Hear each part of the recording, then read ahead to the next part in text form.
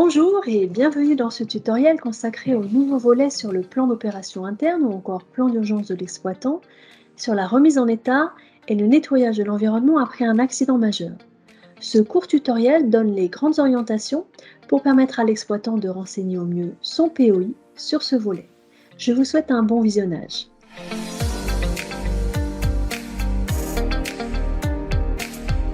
Le cadre réglementaire est fixé par l'article 5 de l'arrêté du 26 mai 2014 modifié, qui précise que le plan d'opération interne doit comprendre les moyens et méthodes prévus par l'exploitant pour la remise en état et le nettoyage de l'environnement après un accident majeur.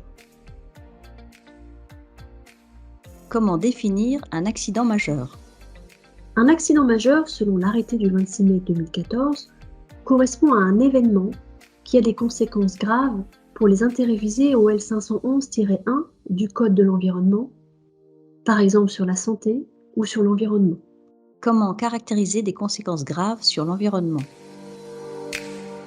Un accident majeur sur l'environnement, selon la directive Seveso 3, correspond à un accident qui entraîne des dommages permanents ou à long terme aux habitats terrestres, ou des dommages importants ou à long terme aux habitats d'eau douce ou à des habitats marins, ou encore des dommages importants causés à un aquifère ou à l'eau souterraine. Qui est concerné? Les établissements soumis à POI, ou encore établissements Seveso, et également tout entrepôt autorisé soumis à POI. Le délai immédiat pour un nouveau POI ou lors de la mise à jour du POI après le 1er janvier 2022.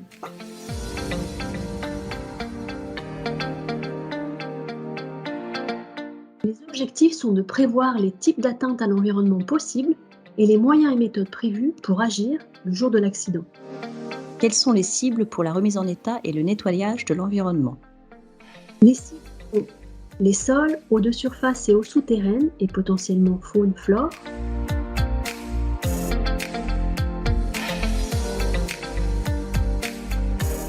Et pour l'air, les retombées accidentelles sur ces cibles sont à prendre en compte, par exemple les suies d'un incendie.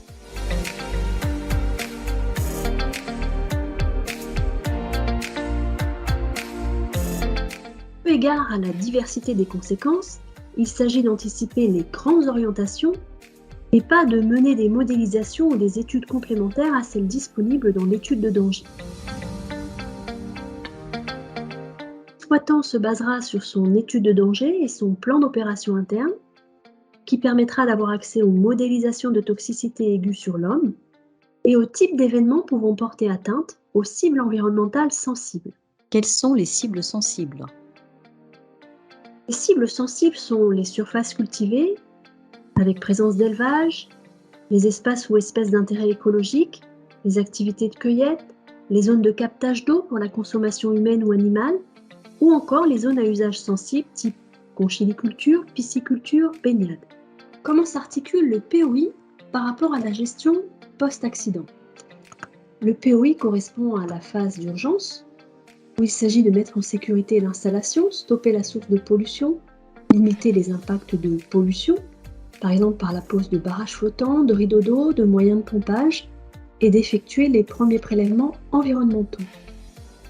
Lorsque l'on entre dans la phase de gestion post-accidentelle, dans ce cas, il y a un diagnostic de l'impact environnemental et sanitaire, un plan de gestion et, le cas échéant, une remise en état et un nettoyage.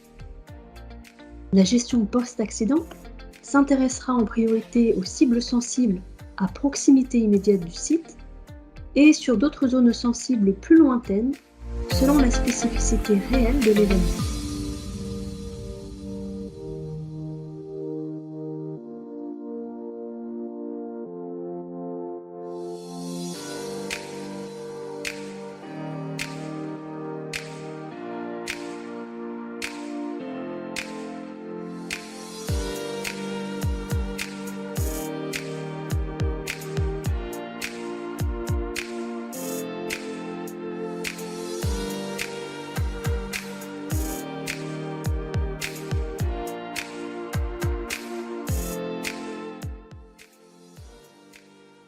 Voyons un exemple concret de fiches POI complétées pour le volet remise en état nettoyage.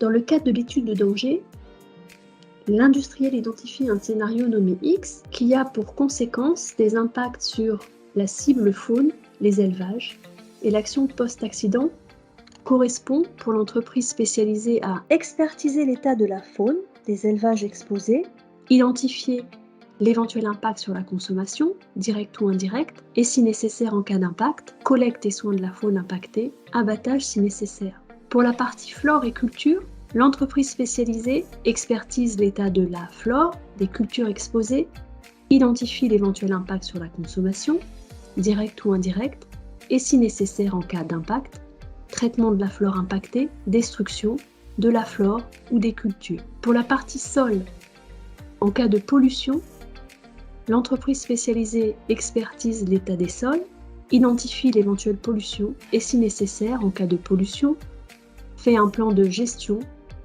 ou une dépollution. Pour les eaux de surface et les eaux souterraines, la démarche est identique.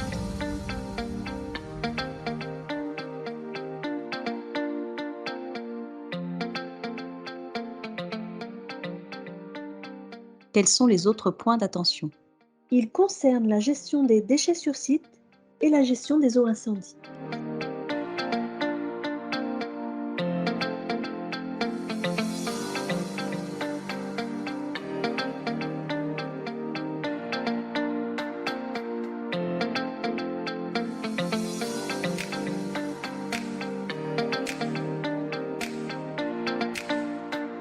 Complément, la fiche POI identifie les entreprises spécialisées dans les différents domaines avec leurs coordonnées.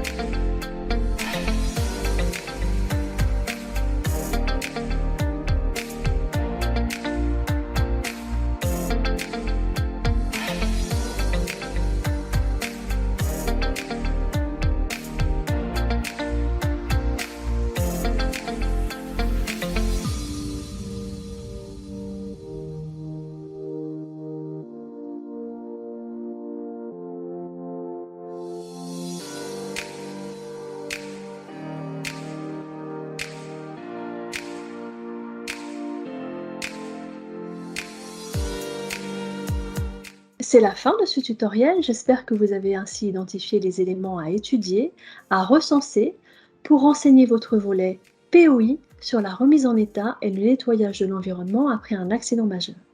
Merci pour votre attention.